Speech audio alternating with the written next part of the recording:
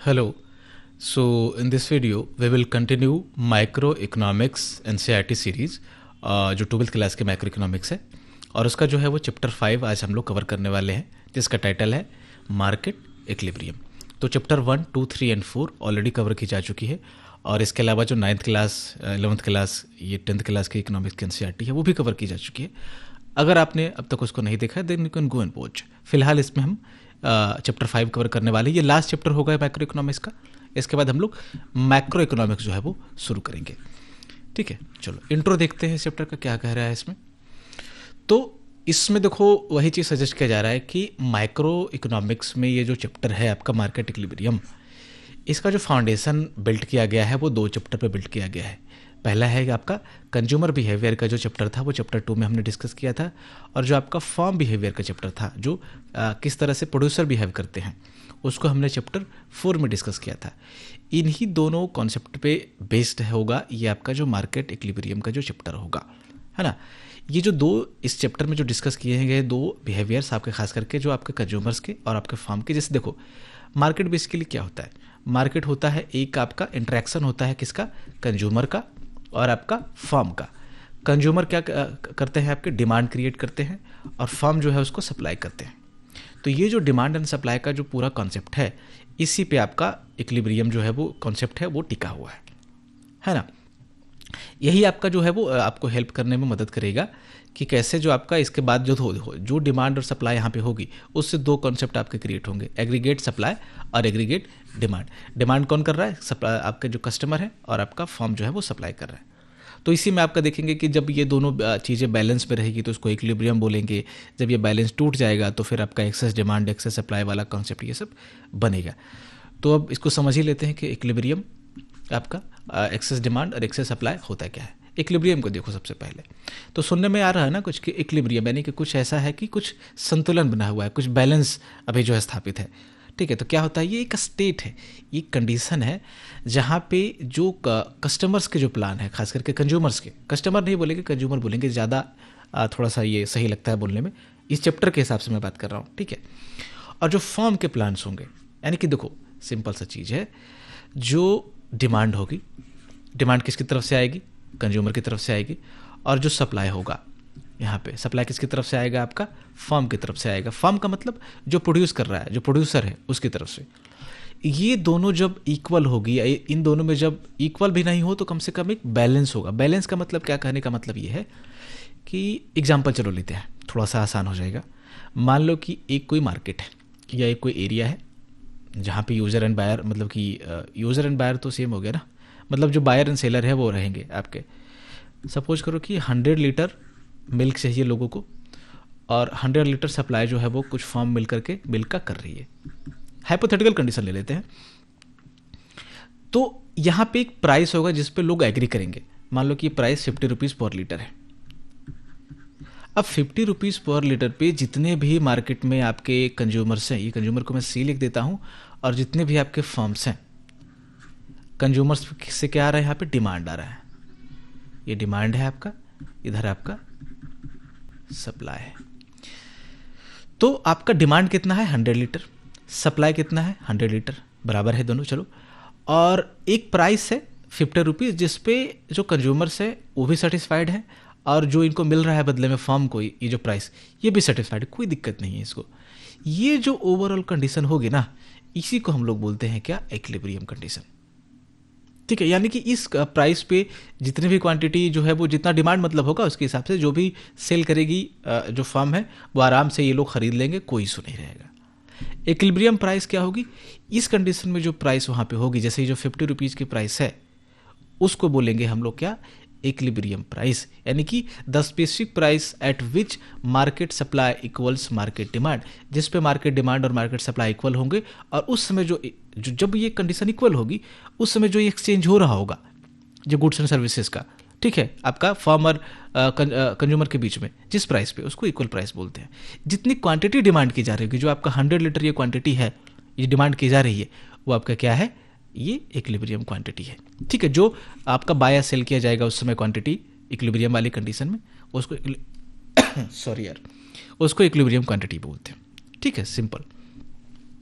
अब क्या है, ये जो इक्विलिब्रियम की कंडीशन थी, ठीक है, ये अगर टूट गई किसी तरीके से, तो उसके बाद दो कॉन्सेप्ट इससे निकलेंगे, एक्सेस डिमांड और एक्सेस सप्लाई। दो ही तरीका हो सकता है ना, तरीका तो देखो बहुत सारा हो सकता है, बट इसमें क्या है कि एक्सेस डिमांड कब होगा, जब आपका डिमांड इंक्रीज हो जाए, यानी कि जो 100 लीटर का डिमांड था अब इंक्रीज होकर के 150 लीटर हो जाए। सपोज करो कि अब लोगों को और मिल्क चाहिए, लेकिन सप्लाई यहाँ पे यही है, तो डिमांड कैसे इंक्रीज हो सकता है? डिमांड इंक्रीज हो सकता है कि ओवरऑल जो है लोगों की इनकम बढ़ जाए या कुछ भी हो जाए, या फिर क्या है कि प्राइस डिक्रीज हो जाए, ये भी जो 50 रुपीज़ की प्राइस पे लोगों को मिल रहा था वो घट करके आपका 40 रुपीज़ हो जाए या 30 रुपीज़ हो जाए।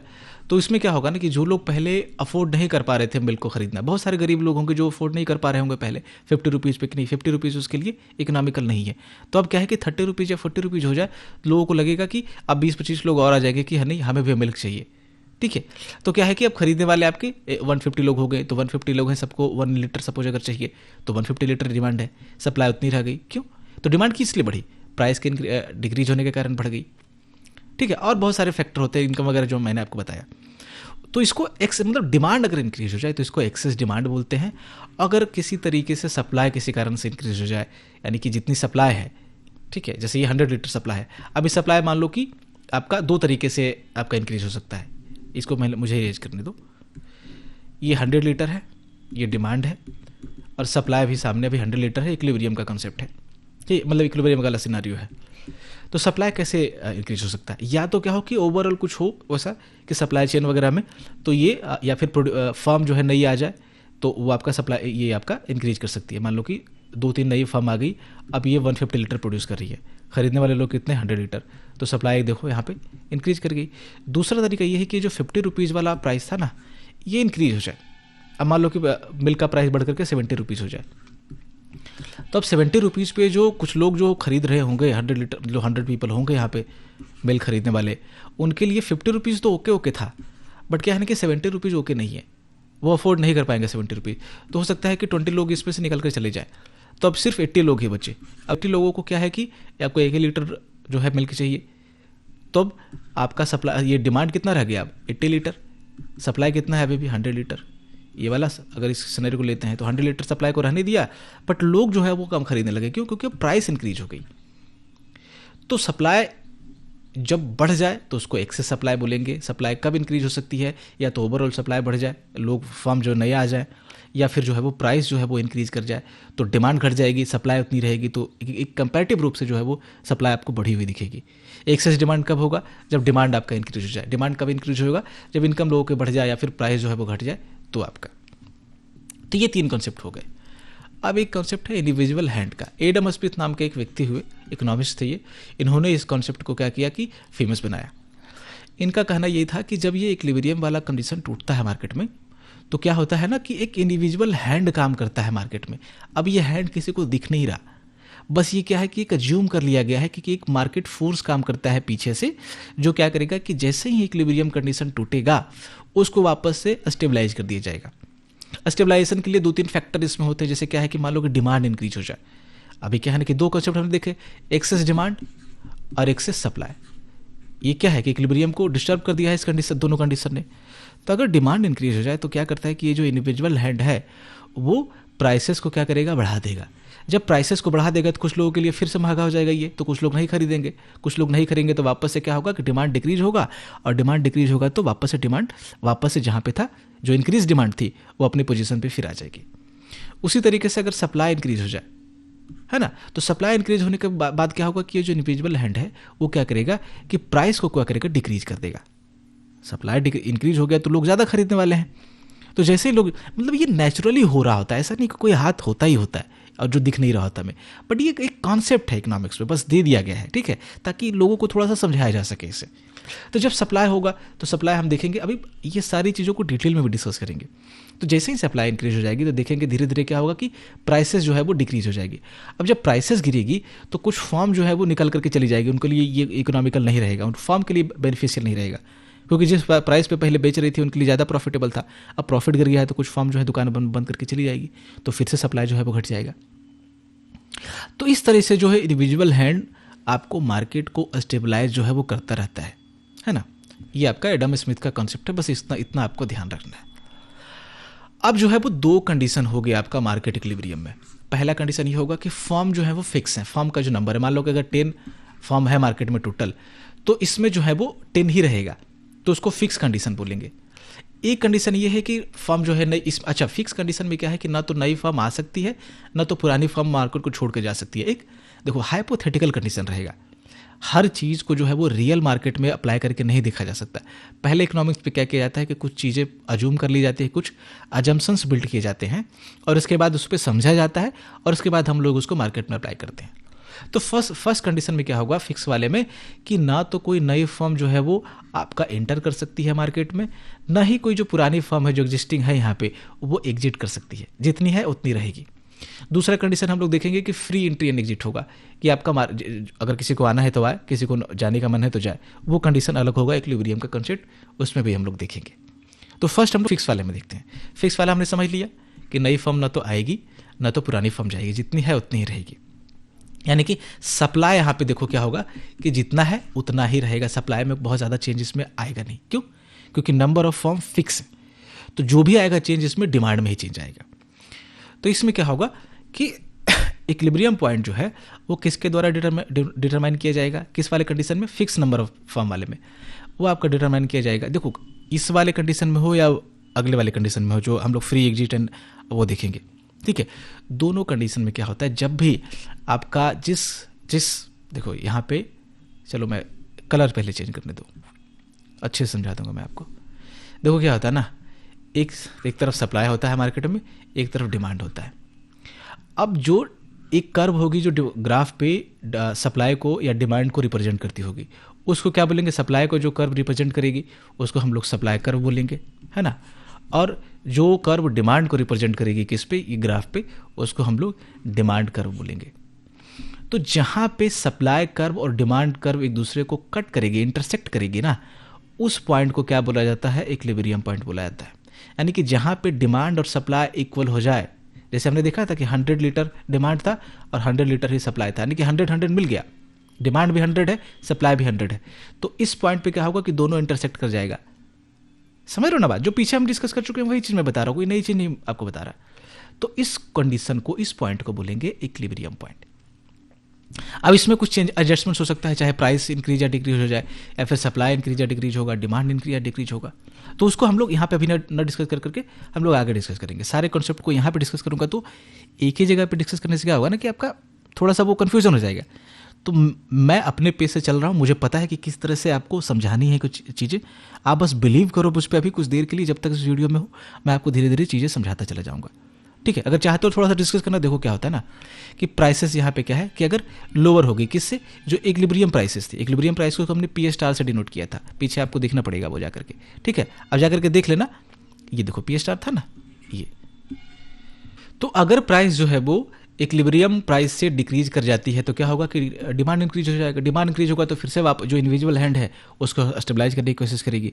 उसी तरीके से क्या है, प्राइस अगर ज़्यादा हो जाए तो आपका क्या हो जाएगा कि आपका लोग कम खरीदेंगे तो सप्लाई जो है वो 100 है और डिमांड आपका 80 हो गया, तो क्या है कि सप्लाई बढ़ जाएगी एक तरह से कंपैरेटिवली, ठीक है। देखेंगे हम लोग, आप घबराइए मत, मैं आपको समझाता चलूँगा।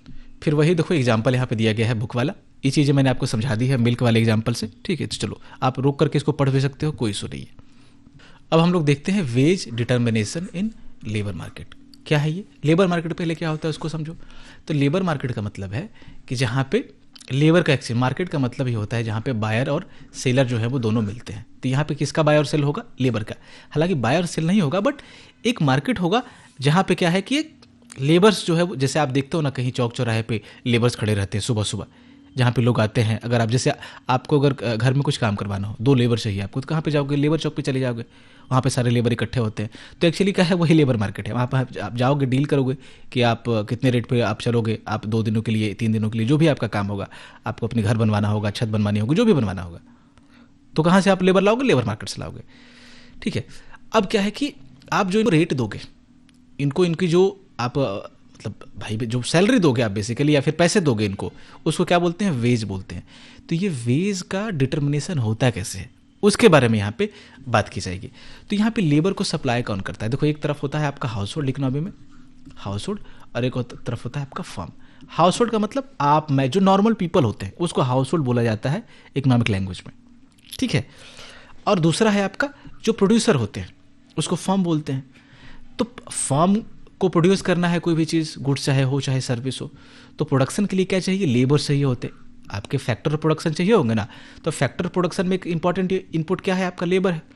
तो लेबर ये कहाँ से आएगा, ये जो आप मैं हम लोग हैं जो हाउस होल्ड हैं वही लेबर को सप्लाई करेंगे। तो लेबर का सप्लायर कौन होता है, आपका हाउस होल्ड होता है इकोनॉमी में। और जो फर्म होता है उसका डिमांडर्स होता है, यानी कि फर्म डिमांड करती है, फर्म को चाहिए होते हैं प्रोडक्शन के लिए लेबर्स, ठीक है। और आप ये आपको जो हाउस होल्ड है उसको सप्लाई करते हैं। इससे 3 कॉन्सेप्ट रिलेटेड है, लेबर डिमांड, लेबर सप्लाई, और यहाँ पे भी इक्विलिब्रियम का एक कॉन्सेप्ट है, उसको समझ लेते हैं। लेबर डिमांड को पहले समझो। तो लेबर डिमांड का मतलब है कि जितने लेबर्स फर्म को चाहिए, यही है ना। अगर प्रोडक्शन हो रहा है, अगर 10 लेबर्स चाहिए फर्म को, तो ये जो 10 लेबर हुआ यही लेबर डिमांड हुआ। अब कोई भी फर्म क्या करती है कि प्रॉफिट मैक्सिमाइजर की तरह काम करती है।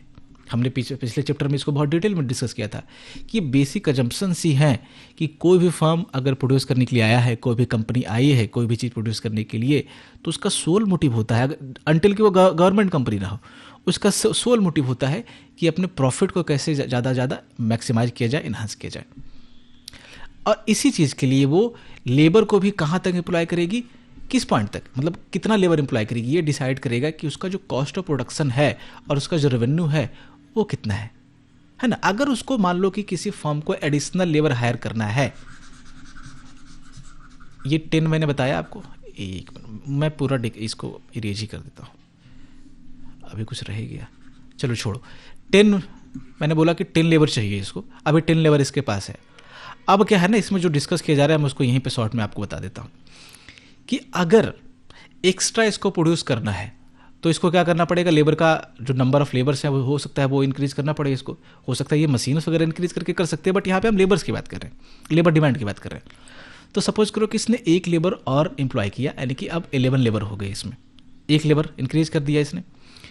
तो ये कहा जा रहा है इसमें कि 1 लेबर यानी कि एक्स्ट्रा लेबर ये तभी वहाँ पे रखेगी जब इससे क्या होगा कि इसका जो प्रोड्यूस होगा, इससे जो बेनिफिट होगा, मान लो कि 1 लेबर को लाने में उसको 100 रुपीज़ का कॉस्ट लगा है, तो अगर इसको जो रेवेन्यू है वो या तो 100 हो कम से कम, या बराबर हो, या तो इससे ज़्यादा हो, इससे कम नहीं होना चाहिए।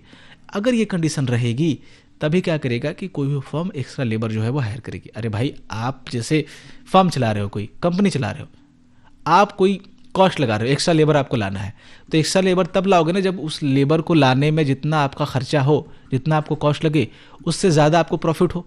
10 रुपये आपको कॉस्ट लगे हैं, 100 रुपीज़ आपको कॉस्ट लगी है, तो कम से कम 105 रुपये उस पर बचे आपको, है कि नहीं। अगर ना बचे तो कम से कम 100 से नीचे भी ना हो, जितना लग रहा है उतना कम से कम रहे, तब तो आप सस्टेन कर पाओगे। इसी कंडीशन की बात की जा रही है, यानी कि जो एक्स्ट्रा इनपुट है, वो जो एक्स्ट्रा हमने कॉस्ट लगाया है वो एक्स्ट्रा आउटपुट के कम से कम इक्वल होना चाहिए, तभी जो है वो फर्म जो, या फिर उससे ज़्यादा होना चाहिए, तभी आपका वो हायर करेगी। क्यों? क्योंकि इसको अपना प्रॉफिट भी ध्यान में रखना है। अब वेज रेट क्या है, तो वेज रेट क्या है कि जिस रेट पे आप लेबर को एक्सचेंज करेंगे, जिस रेट पे आप लेबर को हायर करेंगे, उसको क्या बोलेंगे, और जो उसको आप मेहनतना देंगे, उसको सैलरी देंगे या वेज देंगे, उसको वेज रेट बोलेंगे। अगर आप लेबर चौक पे गए, लेबर को आपने पूछा कि भैया 1 दिनों का काम है, कुछ गार्डन का काम करवाना है या कुछ का काम करवाना है, आप कितना लोगे? लेबर ने कहा कि नहीं भाई 1000 रुपीज़ लूँगा पर डे, एक दिन का। आप बोलोगे कि ना ठीक है, मैं आपको 500 दूंगा मैक्स। तो 500 पे बात बन गई, तो जिस पे बात बन गई वही क्या है, वेज रेट है, जो लेबर को मिलेगा बेसिकली। तो दो एक्स्ट्रा कॉस्ट मतलब यहाँ पे मार्जिनल वाला कॉन्सेप्ट है, इसलिए आ रहा है। बेसिकली आप वेज रेट का मतलब समझो, जो कॉस्ट ऑफ हायरिंग होगी आपका लेबर का, एक यूनिट ऑफ लेबर का, उसको वेज रेट बोलते हैं। अब एक्स्ट्रा इसमें कहाँ से आ गया? एक्स्ट्रा इसलिए आया गया कि इससे 2 कॉन्सेप्ट लीड करेंगे आपका, मार्जिनल प्रोडक्ट का और मार्जिनल रेवेन्यू का। मार्जिनल जब भी आए, ये सब चीज़ें हमने डिस्कस की है कहाँ, पिछले चैप्टर्स में। मार्जिनल जब भी आपको इकोनॉमी में दिखे, आपको इसका एक और सिनोनिम्स अपने दिमाग में ले आना है, एक्स्ट्रा या फिर एडिशनल।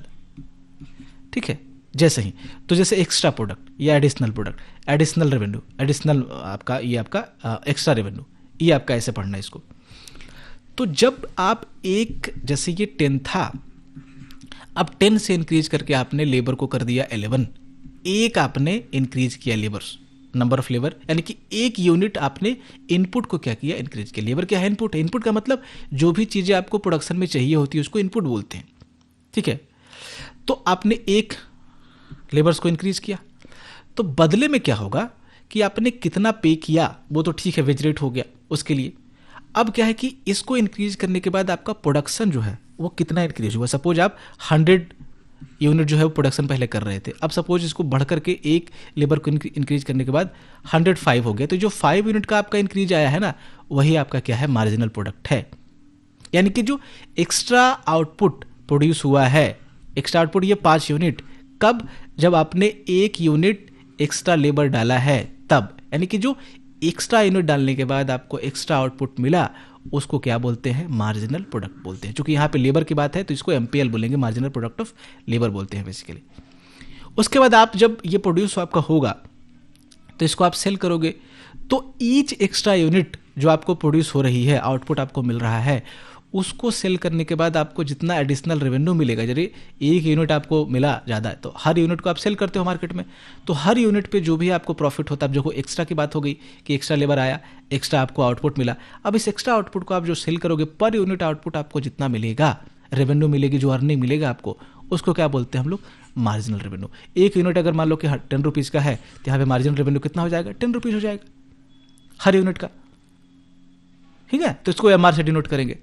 तो ये मार्जिनल प्रोडक्ट का मतलब कि एक्स्ट्रा प्रोडक्ट या एक्स्ट्रा आपको इंक्रीमेंट कितना हुआ आपके प्रोडक्शन में।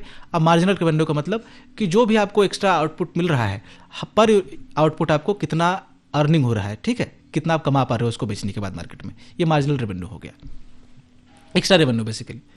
अब है आपका marginal revenue product of labour. Basically क्या कि ये जो आपका मार्जिनल रेवेन्यू आया, नहीं मार्जिनल प्रोडक्ट आया, देखो इसको जब आप मार्जिनल रेवेन्यू को मार्जिनल, जैसे एक यूनिट का कॉस्ट कितना, मान लो कि एक यूनिट आप सेल कर रहे थे 10 रुपीज़ में, तो ये आपका रेवेन्यू था एक यूनिट का। अब क्या है कि 100 आपका प्रोडक्शन था, 105 हो गया, तो कितना इंक्रीज हो गया, 5 यूनिट।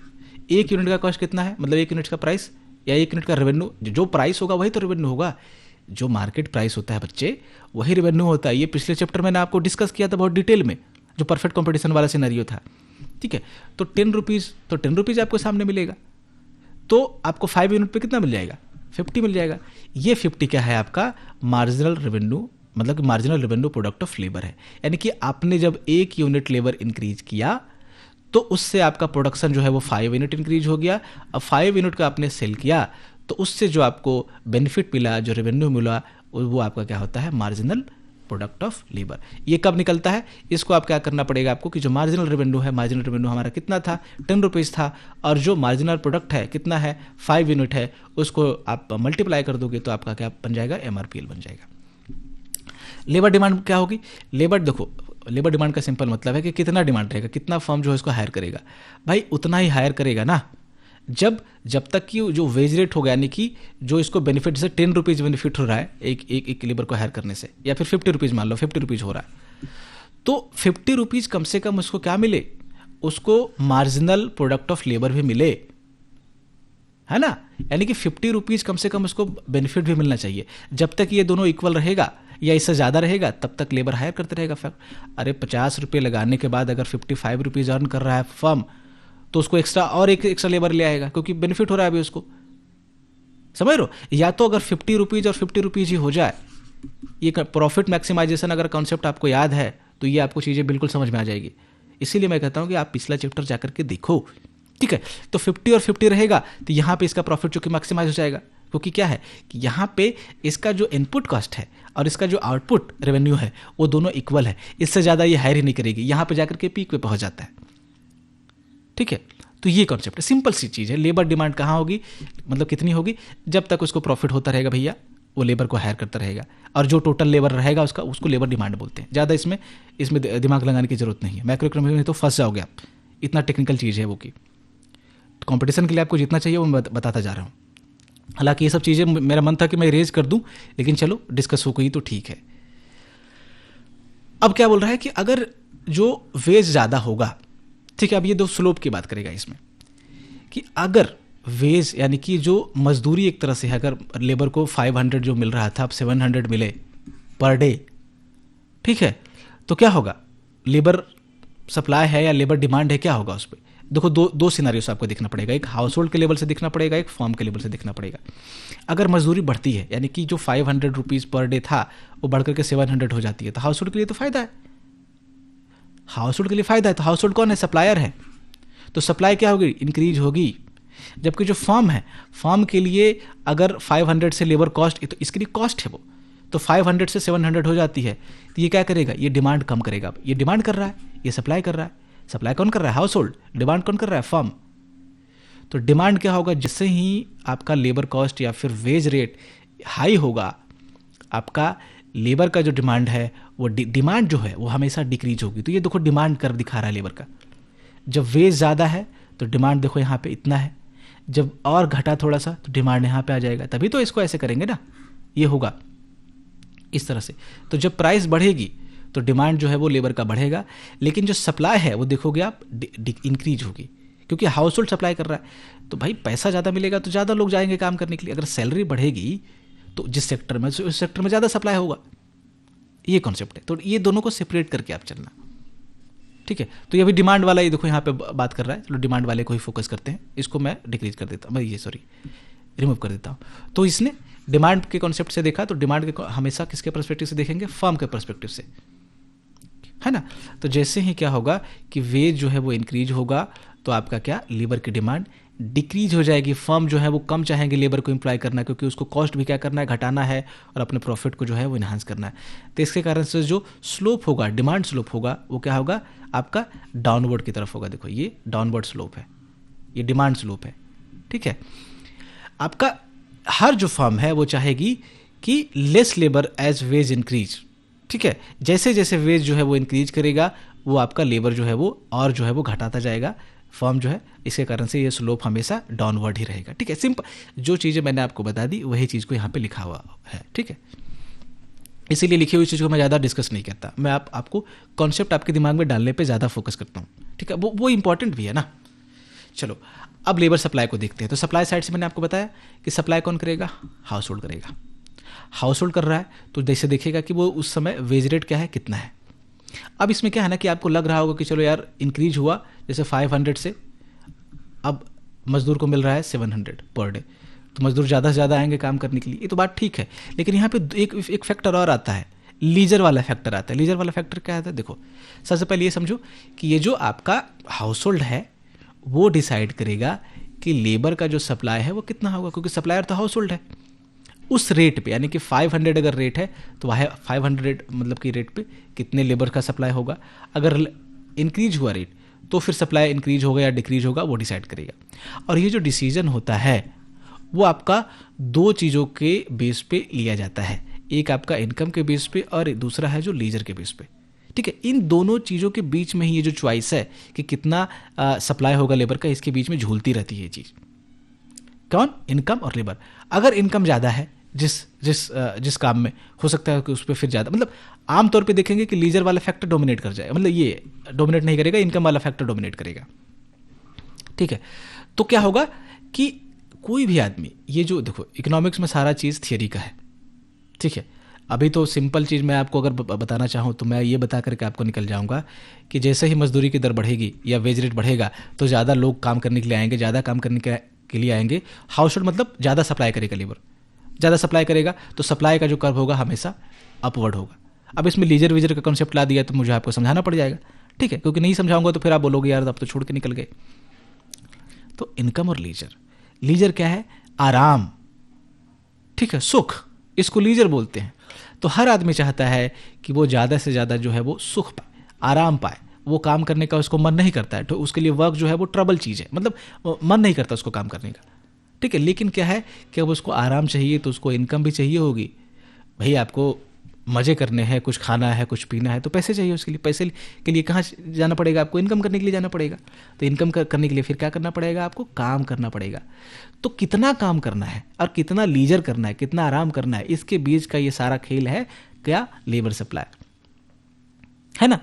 तो जैसे ही क्या होगा कि आपका हायर वेज होगा तो ज़्यादा से ज़्यादा वर्कर को, ज़्यादा से ज़्यादा लेबर को क्या करेगा? ये इनकरेज करेगा कि भाई पैसा बढ़ गया है, चलो काम करते हैं, ठीक है। तो हाई वेज पे क्या होगा कि आपका ये होगा। लेकिन क्या है कि साइमल्टेनियसली जब पैसे लोगों के पास थोड़े ज़्यादा आ जाएंगे, मान लो कि आपको लोगों ने कुछ दिन काम किया, एक मान लो कोई रामू है, तो रामू ने कुछ दिन काम किया, अब इसके पास पैसे आ गए, तो इसको तो आराम भी करना है, इसको लग रहा है कि अब मैं थोड़ा बहुत काम करूँगा या काम नहीं करूँगा कुछ दिनों के लिए। तो जब लोगों की इनकम बढ़ती है ना, तो लोग क्या करते हैं कि वो कम काम करना पसंद करते हैं। तो इससे क्या होता है कि लेबर सप्लाई डिक्रीज होता है। लेकिन ओवरऑल जो बात की गई है इसमें, ओवरऑल क्या बोला गया है कि जब वेज जो है वो हायर होगा तो क्या होगा आपका कि ओवरऑल मार्केट में जब देखेंगे एग्रीगेट की लीजर वीजर वाले फैक्टर को अगर मिला दिया जाए तो सप्लाई कर्व हमेशा क्या होगा कि अपवर्ड स्लोपिंग होगा। यानी कि हमेशा जो हायर वेजेज होंगे वो नए वर्कर को अट्रैक्ट करेंगे और इसके कारण सप्लाई जो है वो इंक्रीज करेगी। तो जैसे ही आपका वेज रेट बढ़ेगा तो उसकी सप्लाई क्या होगी, लेबर्स की इंक्रीज होगी मार्केट में। जब इंक्रीज होगी, देखो यहाँ पे अगर वेज कम है तो सप्लाई कितना है, इतना है। जैसे जैसे ये इंक्रीज हो रहा है, यहाँ पे देखो कि ज़्यादा हो गया तो सप्लाई कितना हो गया, लेबर का इतना हो गया, और ज़्यादा तो और इतना हो गया, यहाँ पे बढ़ रहा है। ठीक है, इधर जाएंगे तो इंक्रीज करेगा, इधर जाएंगे तो वेज रेट इंक्रीज करेगा, वेज इंक्रीज करेगा। तो जब वेज इंक्रीज करती है तो हाउस होल्ड क्या करता है, सप्लाई को इंक्रीज करता है। जब वेज इंक्रीज करती है तो फर्म क्या करता है, लेबर का डिमांड जो है वो डिक्रीज करता है। ठीक है, दोनों का पर्सपेक्टिव अलग रखना है समझने के लिए, कॉस्ट वाला या फिर वो वाला बेनिफिट वाला। इक्विलिब्रियम क्या होगा, वापस से इक्विलिब्रियम इसमें भी देखेंगे कि जहाँ पे जो सप्लाई है और डिमांड जहाँ पे मीट करेगी, इंटरसेक्ट करेगा, वो आपका क्या होगा, इक्विलिब्रियम होगा। यानी कि अगर 100 लेबर चाहिए या 10 लेबर चाहिए और 10 लेबर का सप्लाई है तो ये इक्विलिब्रियम की कंडीशन है। अब इसमें ऊपर नीचे ज़्यादा होगा तो फिर बाद में हम देखेंगे वो इक्विलिब्रियम टूट जाएगा, है ना। तो ये चीज़ कह रहा है कि ये जो आपका अपवर्ड स्लोपिंग था किसका, सप्लाई का, सप्लाई हमेशा अपवर्ड स्लोपिंग होगा, और डाउनवर्ड स्लोपिंग होगा किसका, लेबर डिमांड का। तो वेज रेट कहाँ पे, हाँ इसी कंडीशन पे आपका वेज रेट भी होगा। तो वेज रेट कहाँ पे डिटरमाइन होगी, जहाँ पे लोगों का कंसेशन बनेगा। कंसेशन कहाँ बनेगा, जो इक्विलिब्रियम का कंडीशन होगा। तो जो इक्विलिब्रियम का कंडीशन होगा, यानी कि जब दोनों लोग एग्री हो जाएंगे, जब वो 1000 बोल रहा था, आप 300 बोल रहे थे, फिर आकर के 500 पे दोनों लोग एग्री हो गए, यानी कि जहाँ पे सप्लाई और डिमांड, यानी डिमांड करने वाले के बाद सप्लाई करने के बाद बात मिल गई, जहाँ पे डिमांड सप्लाई इक्वल हो गया, वहाँ पे क्या हुआ कि जो रेट आपका डिसाइड होगा 500, ये आपका वेज रेट हो जाएगा। और इस कंडीशन को हम लोग क्या के वापस से बोलेंगे कि इक्विलिब्रियम यहाँ पे एस्टेब्लिश हो गया है। ठीक है, तो वेज रेट वहाँ पे सेट किया जाता है जहाँ पे डिमांड कर्व और सप्लाई कर्व किस वाली, लेबर वाली, वो आपका इंटरसेक्ट करती है। ये टेक्निकल टर्म हो गया। ठीक है, ये हो गया आपका इक्विलिब्रियम का मतलब सप्लाई डिमांड एक जैसा हो और आपका एक प्राइस हो जिस पे सब लोग सहमत हो। अब देखते हैं हम लोग कि अगर ये शिफ्ट आ जाए किस में, कर्व में, किस में, डिमांड कर्व में और सप्लाई कर्व में, तो क्या होता है उसको समझते हैं। लेकिन हाँ, ये सिनेरियो है आपका फिक्स फर्म वाला सिनेरियो। 2 सिनेरियो मैंने आपको बताया था। अभी फिक्स फर्म देख रहे हैं तो चलो फिक्स फर्म वाले में पहले देखते हैं, उसके बाद हम लोग देखेंगे कि फ्री एंट्री एग्जिट वाला होगा, उसमें हम लोग डिस्कस करेंगे। तो अगर डिमांड, देखो 2 चीज़ें मैं आपको बता देता हूँ कि जब भी कर्व कोई भी, चाहे वो डिमांड कर्व हो चाहे वो सप्लाई कर्व हो, अगर राइट की तरफ शिफ्ट होती है, इसका मतलब होता है कि वो इंक्रीज हो रहा हो, इंक्रीज होगा हमेशा। ये पिछले चैप्टर में भी मैंने आपको बताया था ये चीज़। ठीक है, यानी कि अगर डिमांड कर्व राइट की तरफ शिफ्ट हुई तो डिमांड मतलब इंक्रीज हो गई। अगर लेफ्ट की तरफ शिफ्ट होगा तो वो डिक्रीज होगी, यानी कि डिमांड कर्व अगर लेफ्ट की तरफ शिफ्ट हुई तो डिमांड डिक्रीज हुआ। उसी तरीके से सप्लाई अगर राइट की तरफ शिफ्ट होगी तो सप्लाई इंक्रीज होगा। सप्लाई अगर लेफ्ट की तरफ आपका शिफ्ट होगी तो सप्लाई डिक्रीज होगा। राइट का मतलब इंक्रीज, लेफ्ट का मतलब डिक्रीज। अब चलो इसके बेस पे हम लोग डिस्कस करते हैं। तो सबसे पहले होता है आपका एक इक्विलिब्रियम पॉइंट, जिसको ई से डिनोट करते हैं। यहाँ पे ई देखो कहाँ है, यहाँ है ना। तो ई का मतलब है कि अभी जितना आपका क्वांटिटी आपका डिमांड किया जा रहा है और जो क्वांटिटी सप्लाई किया जा रहा है, दोनों जो है वो इक्वल है। ठीक है, दोनों एक पॉइंट पे आकर के मिल गई है, इसको हमने ई पॉइंट बोला है, इक्विलिब्रियम पॉइंट बोला है। यहाँ पे आपका प्राइस भी एक होगा जिसको हम लोग इक्विलिब्रियम प्राइस बोलेंगे। क्वांटिटी आपका जो होगा जिसको हम लोग इक्विलिब्रियम क्वांटिटी बोलेंगे। पहले हम लोग इसको डिस्कस कर चुके हैं। ठीक है, अब क्या है कि मान लो, सपोज करो कि ये जो मार्केट डिमांड कर्व है वो शिफ्ट कर जाती है राइट वर्ड, यानी कि ये जो जब राइट वर्ड से डिमांड कर्व, लेकिन सप्लाई है, देखो फिक्स फर्म है, इस पे आपको ध्यान रखना है। फिक्स फर्म का मतलब नई फर्म यहाँ पे ना तो आ सकती है ना तो पुरानी फर्म वापस जा सकती है, यानी कि जो सप्लाई होगा हमेशा फिक्स रहेगा। अगर 100 यूनिट का सप्लाई है, या मिल्क वाला जो हमने देखा था कि 100 लीटर का जो सप्लाई है 100 ही रहेगा, इसमें कोई चेंजेस नहीं आएगा। जो भी चेंज आएगा किस में आएगा, डिमांड में आएगा। तो डिमांड फिक्स रहेगा। देखो ये जो सप्लाई फिक्स रहेगा, जो 100 लीटर है सप्लाई फिक्स रहेगा, डिमांड में बस चेंज आता रहेगा। तो देखो ये सप्लाई की लाइन है वो हमेशा एक ही लाइन रहेगी, डिमांड की लाइन आपका 1 से 2 होती रहेगी। तो क्या हुआ कि हमने डिमांड को राइटवर्ड शिफ्ट किया। राइटवर्ड शिफ्ट करने का मतलब डिमांड डिक्रीज होगा या इंक्रीज होगा, इंक्रीज होगा। डिमांड ऐसे देखो पहले यहाँ पे डिमांड इतना था, अब ये इंक्रीज होकर के डिमांड इतना हो गया। तो जैसे ही डिमांड इंक्रीज हुई और सप्लाई क्या है कि आपको उतना ही रहा, सप्लाई में कोई चेंज नहीं आया क्योंकि फिक्स फॉर्म है। तो इसके कारण क्या सिनारियो बनेगा, सपोज करो एक मिल्क वाला वापस एग्जांपल लेते हैं। 100 लीटर क्या था आपका, डिमांड था, 100 लीटर ही आपका क्या था, सप्लाई था, है ना। अब जो है वो डिमांड जो है बढ़ करके इंक्रीज हो गई है, मतलब बढ़ गई है। तो यहाँ पे मान लो कि 120 लीटर हो गया डिमांड, सप्लाई कितना है, 100 लीटर हो गया। क्लियर, यानी कि अब 20 लोग और आ गए हैं क्या, मिल्क को खरीदने के लिए। यस, एग्जिस्टिंग जो 100 लोग थे उसी में से लोगों को कुछ लोगों को ज़्यादा चाहिए दूध, 20 लोगों ने बोला कि मुझे 1 लीटर और चाहिए, 2 लीटर चाहिए मुझे, किसी भी तरीके से, मतलब डिमांड इंक्रीज हो जाए। तो डिमांड जब इंक्रीज हो जाएगी तो मार्केट में क्या होगा, एक्सेस डिमांड वाली कंडीशन क्रिएट होगी। जब एक्सेस डिमांड वाली कंडीशन होगी तो क्या करेगा कि कुछ लोगों को दूध यहाँ पे देखो नहीं मिलेगा। अरे सप्लाई 100 लीटर ही है ना, दूध 100 लीटर ही है बाल्टी में, चाहिए 120 लीटर लोगों को, मतलब 120 लोगों को अब चाहिए, लेकिन 100 लीटर ही है, तो यानी कि 20 लोगों को नहीं मिलेगा। अब 20 लोगों को नहीं मिलेगा तो ये 20 लोग क्या बोलेंगे कि भाई ये लोग, हाँ प्राइस कितना था, 50 रुपीज़, इक्विलिब्रियम प्राइस कितनी थी, 50 रुपीज़, पिछले वाला एग्जाम्पल याद रखो। तो ये जो 20 लोग बोलेंगे या कुछ लोग बोलेंगे कि भाई 50 रुपीज़ जो दे रहे हैं ना लोगों, मैं आपको क्या करता हूँ 60 देता हूँ, ठीक है, लेकिन दूध आप मुझे दे दो क्योंकि दूध सबको चाहिए। कुछ लोग बोलेंगे कि चलो ये 60 दे रहा है, मैं 70 देता हूँ, दूध आप मुझे दे दो। यानी कि जैसे ही क्या होगा कि डिमांड जब इंक्रीज होगी तो वही इनविजिबल हैंड वाला कुछ कंसेप्ट आएगा कि वो प्राइस जो है वो इंक्रीज होना शुरू हो जाएगा, लोग ही इंक्रीज कर देंगे प्राइस, ठीक है। आपको नहीं मिलेगा कुछ, आप बोलेंगे कि 5 रुपये ज़्यादा ले लो, दे दो मुझे, ठीक है। यानी कि जैसे ही आपके डिमांड पे खतरा आया या फिर ज़्यादा लोग, क्योंकि आपको कब नहीं मिल रही, क्योंकि कुछ लोग और होंगे जो उसको खरीदने वाले होंगे, आपको खतरा लग रहा होगा उस पर, तो आप बोलोगे यार भैया 20 रुपये ज़्यादा ले लो मुझसे, लेकिन मुझे दे दो, मुझे काम है। ऐसे ही बाकी लोग बोलेंगे, तो उससे क्या होगी, प्राइस इंक्रीज कर जाएगी।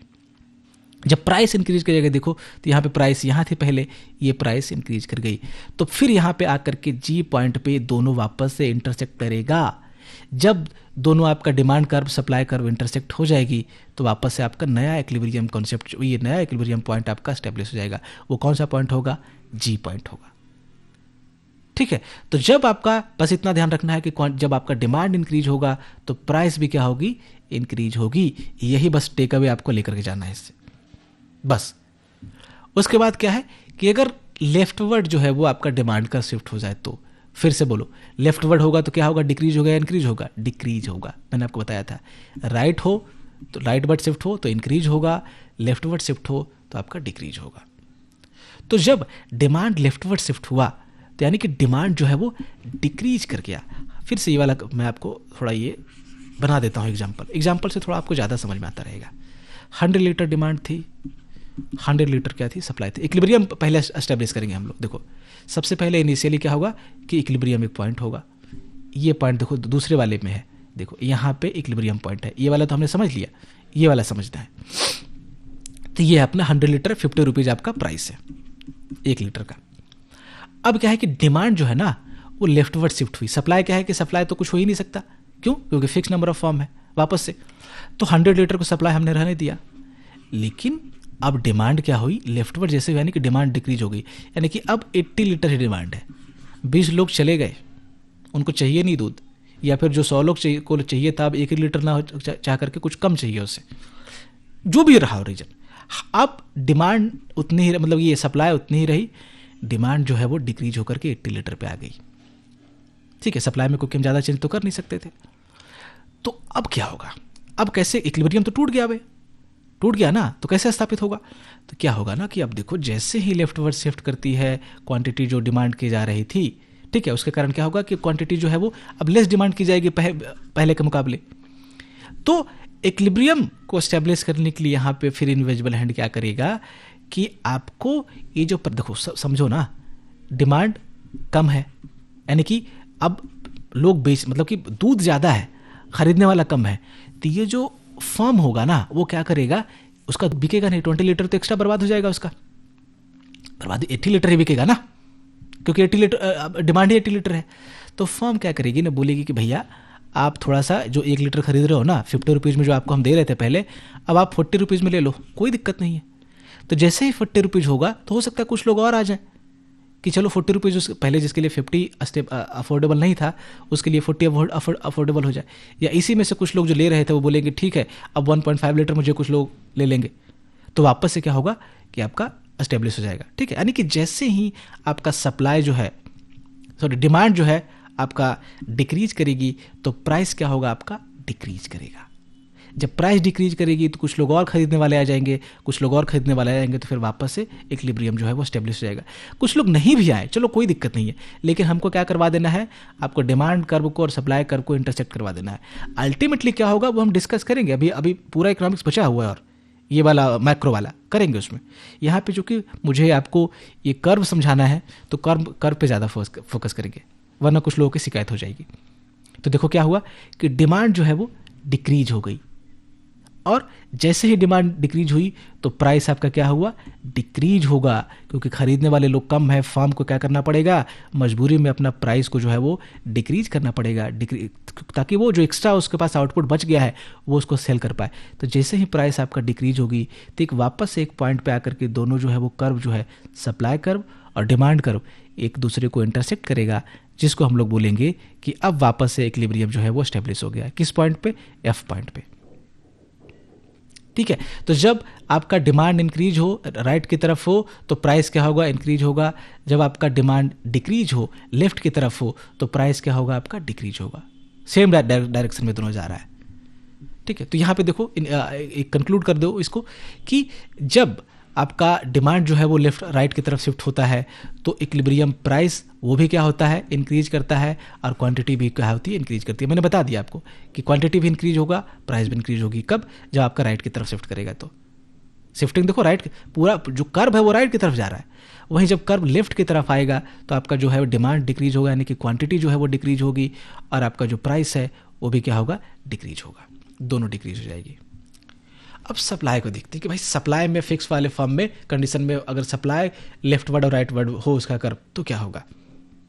ठीक है, तो सबसे पहले अज्यूम कर लो कि एक पॉइंट है ई, जहाँ पे सब कुछ जो है वो अच्छा खासा है। ठीक है, कोई दिक्कत नहीं है। तो ये देखो पॉइंट ई है। तो पहला कंडीशन हम लोग देखते हैं कि अगर लेफ्ट वर्ड जो है वो आपका सप्लाई कर्व शिफ्ट कर जाए। लेफ्ट वर्ड शिफ्ट करने का मतलब बोलो आप, इंक्रीज होगा या डिक्रीज होगा। लेफ्ट वर्ड है तो डिक्रीज होगा। ठीक है, क्या यहाँ पे डिक्रीज होगा, सप्लाई की बात हो रही है, यानी कि सप्लाई जो है डिक्रीज कर गई। तो वापस से वो हम लोग एग्जांपल लेते हैं, 100 लीटर इक्विलिब्रियम पहले स्टैब्लिश कर लेते हैं। तो ई वाले कंडीशन पे क्या होगा कि 100 लीटर आपका डिमांड होगा और 100 लीटर ही आपका क्या होगा, सप्लाई होगा। अब पिछली स्लाइड में आपको डिमांड वाले में मैंने आपको बोला था कि फिक्स फॉर्म में क्या था कि सप्लाई को फिक्स रखना है। ठीक है, आपको इधर उधर नहीं करना है। लेकिन क्या है कि देखो सप्लाई हमें वो समझाने के लिए करना जरूरी था, क्योंकि आपका दिमाग अभी उधर उधर जाता तो दिक्कत हो जाती।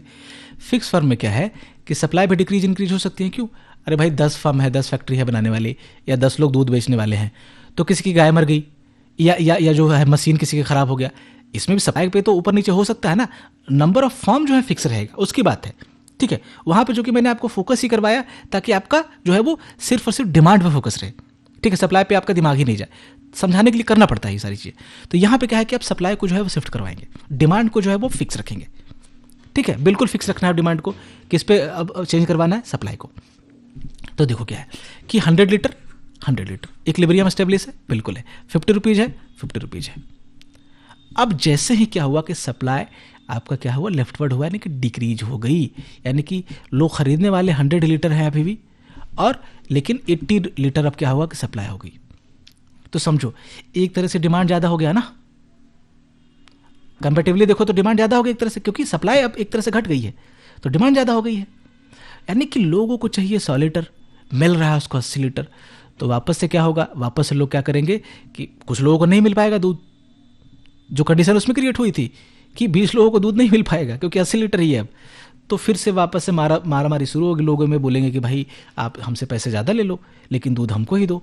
तो इससे क्या होगा कि प्राइस जो यहाँ पे इंक्रीज कर जाएगी, यानी कि जैसे ही सप्लाई जो है वो घटी तो प्राइस देखो यहाँ पे क्या होगा, इंक्रीज कर गया।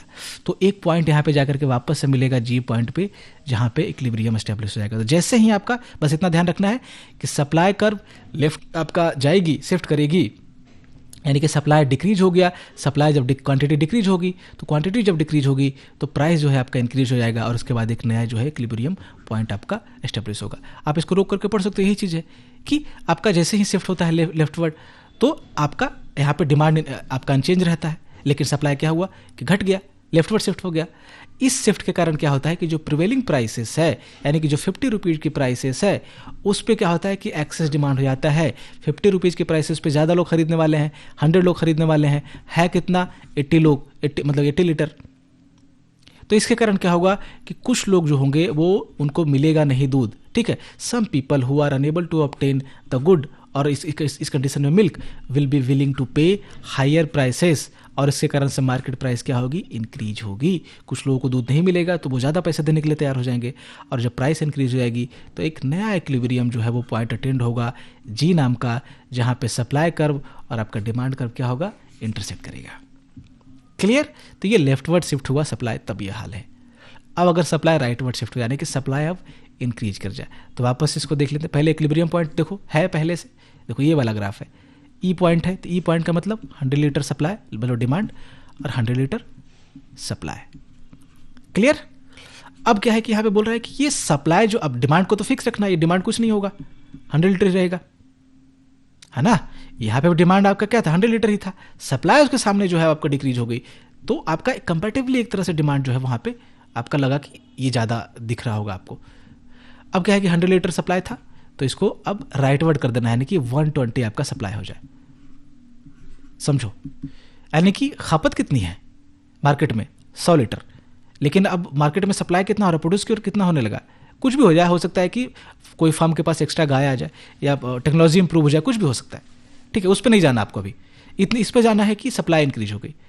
तो देखो ना भाई 20 यूनिट आपका एक्स्ट्रा बच जाएगा, क्योंकि खपत कितनी है, 100 की है, तो ये जो 20 यूनिट इसका एक्स्ट्रा बच जाएगा, उसको खपत करवाने के लिए फर्म क्या बोलेगी कि ये जो हम 50 रुपीज़ पे आपको दे रहे थे, अब आपको हम 40 पे ही दे देंगे, प्राइस वो डिक्रीज करवा देंगे। क्यों? क्योंकि सप्लाई जो है वो ज़्यादा बढ़ गई एक तरह से। जब सप्लाई, वही कह रहा है कि जब आपका राइटवर्ड शिफ्ट होगा सप्लाई कर्व, तो आपका एक्सेस सप्लाई होगा, किसका, गुड्स का या मिल्क का, इस वाले कंडीशन में। इसके रिस्पॉन्स में क्या होगा कि कुछ फर्म जो करेगी वो अपने प्राइसेस को घटा देगी, जो आपका एक्सेस जो आपका सप्लाई होगा उसको खपत करने के लिए, हटाने के लिए, बेचने के लिए। तो इसके कारण आपका प्राइस जो है वो ड्रॉप हो गया, 50 से प्राइस कहाँ आ गया, 40 पे। देखो जैसे ही आपका सप्लाई राइटवर्ड शिफ्ट हुआ, यानी कि सप्लाई इंक्रीज हो गया, तो प्राइस जो है आपका देखेंगे कि आपका डिक्रीज हो जाएगी। जब ई पॉइंट से आकर के एफ पॉइंट पे वापस से आपका डिमांड कर्व और सप्लाई कर्व एक दूसरे से इंटरसेक्ट करेगी, वहाँ पे नया इक्विलिब्रियम जो है स्टेब्लिश होगा। इंटरसेक्ट करवा दिया हमने, मतलब यहाँ पे मामला स्टेब्लिश हो गया, इक्विलिब्रियम आ गया, ठीक है। तो डायरेक्शन जो चेंज होगा आपका किसका, प्राइस का, और जो क्वांटिटी का वो हमेशा देखना आप अपोजिट होगा सप्लाई वाले केस में। यहाँ पे देखो अपोजिट नहीं है, क्वांटिटी जो है वो डिक्रीज हुई, यानी कि डिमांड जो है वो मतलब कि सप्लाई जो है डिक्रीज हुई, तो प्राइस क्या हुआ, इंक्रीज हो गया। इधर डिक्रीज हुआ, इधर इंक्रीज हो गया, उल्टा डायरेक्शन में गया। यहाँ पे देखो, इसको इरेज करने देखो, यहाँ पे इंक्रीज हुआ क्वांटिटी, यहाँ पे जो है प्राइस जो है वो डिक्रीज कर गया। तो सप्लाई वाले केस में आपको डायरेक्शन दोनों का अपोजिट होता है। उस वाले जो डिमांड वाले केस में दोनों का डायरेक्शन जो है आपका पॉजिटिव, ये एक तरफ था। देखो यहाँ पे ये डिमांड वाला केस था, इंक्रीज हो रहा था इधर, मतलब इधर जा रहा था, इधर जा रहा था, ठीक है। ये घट रहा था तो क्वांटिटी भी, यही प्राइस भी घट रहा था। चलो ये आपको ध्यान रखना है बस।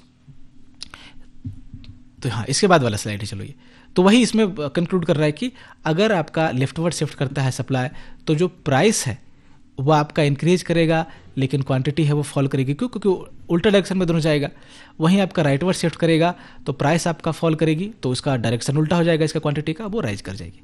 चलो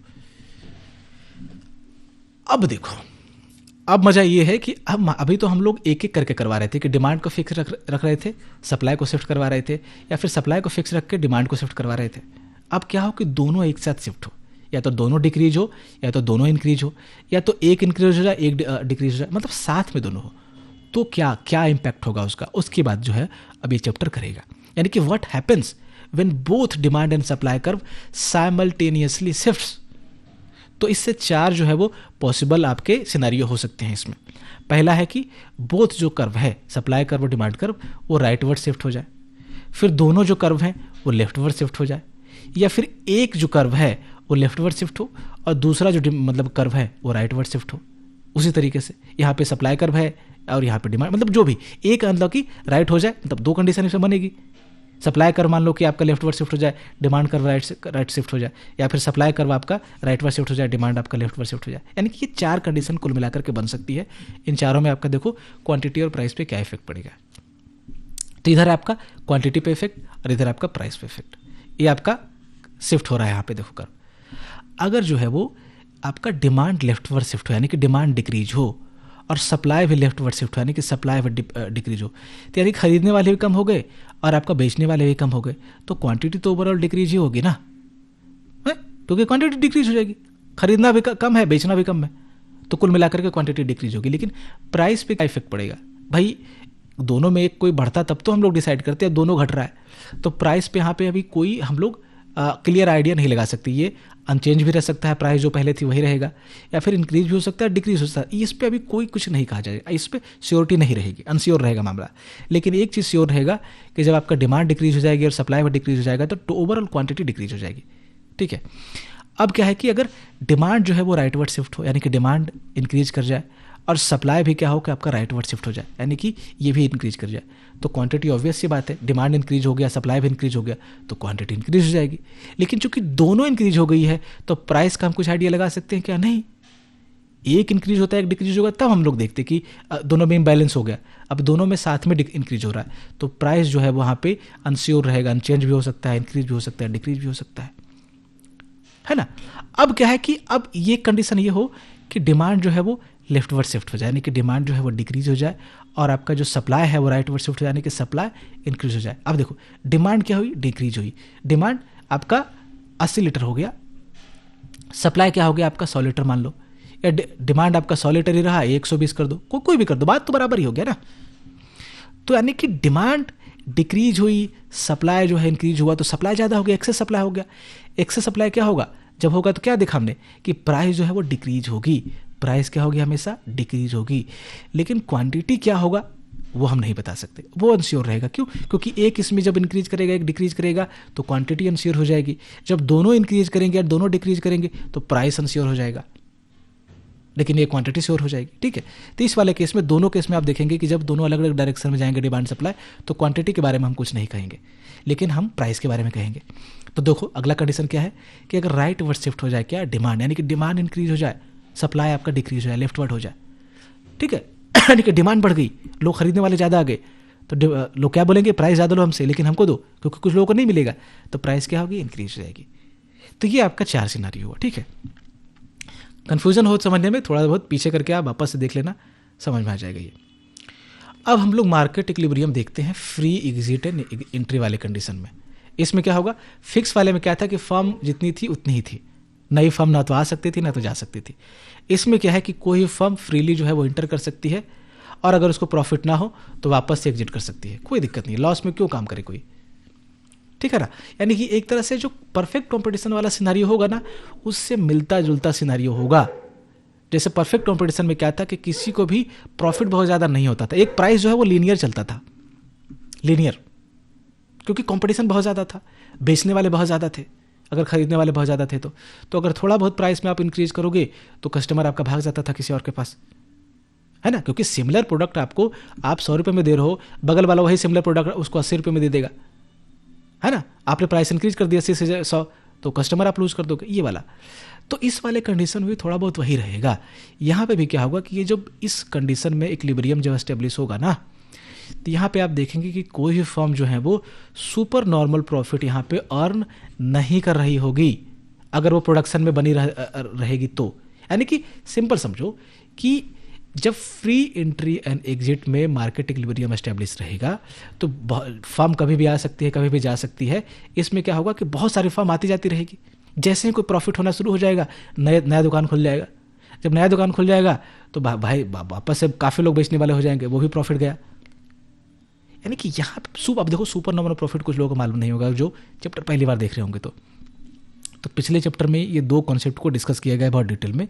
एक होता है नॉर्मल प्रॉफिट, एक होता है आपका super normal profit. Normal profit का मतलब है कि बहुत ज़्यादा आपका मतलब गुजारा चल रहा है आपका किसी तरीके से, शॉर्ट पे बोलूँ तो उसको नॉर्मल प्रॉफिट बोलते हैं, यानी कि बहुत ज़्यादा आपको बेनिफिट नहीं होता इससे। सुपर नॉर्मल प्रॉफिट का मतलब है कि अच्छा खासा आपको प्रॉफिट हो रहा, ये है। तो यहाँ पे नॉर्मल प्रॉफिट होगा, सुपर नॉर्मल प्रॉफिट नहीं होगा। इसका मतलब क्या होगा, कैसे होगा ये देखो, समझो थोड़ा डिटेल में समझते हैं। अब सपोज करो कि जो भी अभी मार्केट प्राइस है, ठीक है, मान लो कि 50 रुपीज़ मार्केट प्राइस थी मिल्क, जो भी कोई प्रोडक्ट आपको लेना है अपने हिसाब से ले सकते हो, यानी जो मार्केट प्राइस उसमें होगी, तो हर फर्म जो है वो आपका मान लो कि अगर सुपर नॉर्मल प्रॉफिट करने लगे, सपोज कर लेते हैं ये चीज़ कि अच्छा खासा आपको प्रॉफिट होने लगा है, तो इसके कारण क्या होगा कि कोई नया जो सेलर होगा वो देखेगा इस चीज़ को, उसको लगेगा यार चलते हैं प्रॉफिट बनाते हैं मार्केट में, तो वो भी अपनी दुकान क्या करेगा, अपनी फर्म जो है वो खोल लेगा वहाँ, ठीक है। तो अब क्या हुआ कि नया फर्म इंटर करेंगे जब प्रॉफिट ज़्यादा बढ़ जाएगी, तो जब नया फर्म इंटर करेंगे यानी कि नए सप्लायर आएंगे, नए प्रोड्यूसर आएंगे, तो प्रोड्यूसर क्या देते हैं, सप्लाई देते हैं, यानी सप्लाई इंक्रीज हो जाएगी। जब सप्लाई इंक्रीज हो जाएगी तो आप ध्यान रखो कि डिमांड उतनी थी, डिमांड 100 ही रहेगी, सप्लाई 120 लीटर हो जाएगा, तो फर्म क्या बोलेगी कि भाई ये जो 20 लीटर हमारा एक्स्ट्रा बच रहा है वो आप ले लो। आप बोलोगे कि भाई हमको ज़रूरत तो इतना ही है, नहीं लेंगे 1 लीटर ही चाहिए मुझे, तो वो बोलेगा कि नहीं 50 रुपीज़ पे नहीं दे करके आप 40 रुपीज़ पे ले लो, आप बोलेंगे ठीक है दे दो। यानी कि क्या होगा कि जब नई नई फर्म यहाँ पे इंटर करेगी तो सप्लाई इंक्रीज होगा, डिमांड अनचेंज रहेगी, इसके कारण प्राइस जो है वो घटाना शुरू करेंगे कौन, जो नई फर्म आएगी, क्योंकि उनका प्रोडक्ट बिकेगा नहीं। जब बिकेगा नहीं, क्योंकि बाकी लोग तो सब अब 50 रुपीज़ पे सब बेच रहे हैं, कोई आकर के 60 पे बेचेगा तो नहीं है ना। अब तो भाई यहाँ पे दिक्कत 50 पे बिकने पे आ गई है, तो लोग बोलेंगे देखो क्या है ना कि 100 लोग ही खरीदने वाले हैं, अब सप्लायर क्या है कि मान लो 120 आ गए, तो ये जो 20 लोग एक्स्ट्रा आए हैं वो बोले उसका सामान तो नहीं बिकेगा, ठीक है, तो ये बोलेंगे कि चलो हमारा सामान खरीद लो, हम आपको कम में दे देते हैं। तो क्या होगा, इससे प्रॉफिट जो सुपर नॉर्मल यहाँ पे हो रहा था वो आपका वाइप आउट हो जाएगा। जरूरी है कि सिंपलर ऐसी कंडीशन में 120 सेलर हो, मतलब कुछ भी, हमको क्या करना है, सप्लाई को बढ़ा दिया तो उसका बिकेगा नहीं, क्योंकि डिमांड कम है, डिमांड 100 ही है, 20 प्रोडक्ट तो ऐसे ही ऐसे रखा रह जाएगा, तो इसको बेचने के लिए वो प्रॉफिट को घटा देगी, मतलब ये आपका प्राइस को घटा देगी। तो प्राइस को जैसे ही घटा देगी, मान लो कि पहले 100 में खरीद करके कोई 120 में बेच रहा था, 20 रुपये बच रहा था, तो अब कोई 100 में अब बोलेगा कि चलो 105 में आपको देते हैं, 5 रुपये प्रॉफिट बचेगा, या कोई 100 में खरीद करके 100 में बेच देगा, ऐसा कंडीशन, क्योंकि सर्वाइव करना इंपॉर्टेंट हो जाएगा यहाँ पे। तो सारा सुपर नॉर्मल प्रॉफिट जो है वो वाइप आउट हो जाएगा। इसके कारण क्या होगा कि कुछ फर्म जो है, मतलब इसके कारण तो प्रॉफिट तो गया ना सबका, ये कुछ फर्म वापस से निकल के चली जाएगी और प्रॉफिट आपका नॉर्मल ही रहेगा। क्यों? क्योंकि देखो कंडीशन क्या होगी, इतने सारे लोग हैं बेचने वाले, ज़्यादा प्राइस पे आप कर ही नहीं सकते कुछ। तो सिंपल सा कंसेप्ट है कि आपको हमेशा यहाँ पे सुपर नॉर्मल प्रॉफिट कभी नहीं मिलेगा, नॉर्मल प्रॉफिट जो है आपको यहाँ पे कमाना पड़ेगा, सिंपल सा चीज़। उसके बाद क्या है कि अगर कोई फर्म अगर लेस अर्न कर रही है, ये प्राइस ये डिक्रीज होगा, जब प्राइस डिक्रीज होगा तो प्रॉफिट भी क्या होगा, डिक्रीज होगा। अब मैंने आपको बताया था कि हर फर्म का मोटिव क्या होता है, प्रॉफिट कमाना, ज़्यादा से ज़्यादा प्रॉफिट कमाना। अब यहाँ पे क्या है कि अब प्राइस और डिक्रीज होता चला जाए, जैसे फर्म नई तो आ ही रही है, प्रॉफिट हो रहा है, तो जब नई फर्म ज़्यादा आ जाएगी तो प्रॉफिट एक समय के बाद क्या हो जाए कि नॉर्मल प्रॉफिट से भी नीचे चली जाएगी। समझ लो, बिल्कुल जो 5 रुपये प्रॉफिट बच रहा था वो भी नहीं बचेगा। तो इसके कारण क्या होगा ना कि लॉस पे कौन काम करे, तो कुछ फर्म क्या करेगी कि छोड़ करके मार्केट को चली जाएगी, है ना, जब कुछ मतलब एग्जिट कर जाएगी।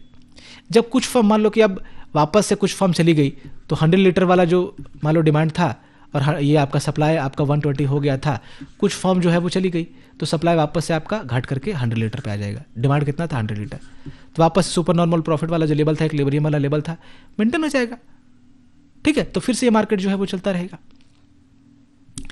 सिंपल चीज़ है यहाँ पे पूरा जो राम कहानी है उसको बताने का एग्जाम्पल का यही कोशिश है कि फ्री एंट्री एंड एग्जिट वाले कंसेप्ट में जो फर्म का जो प्रॉफिट रहेगा वो ऑलवेज क्या रहेगा, नॉर्मल प्रॉफिट रहेगा। सिंपल, खत्म। चलो, जैसे आपका परफेक्ट कंपटीशन में होता है उसी तरीके से।